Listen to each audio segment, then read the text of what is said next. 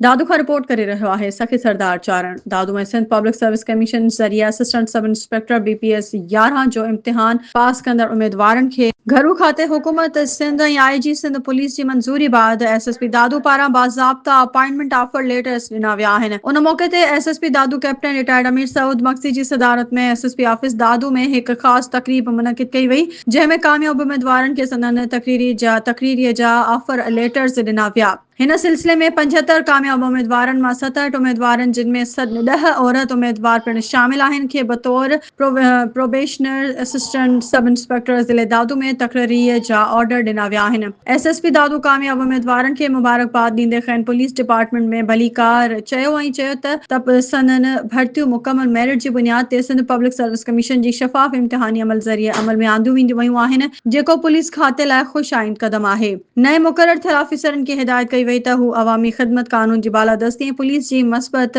साख खे बहितर बणाइण लाइ पंहिंजो मुकमल किरदार अदा कनि।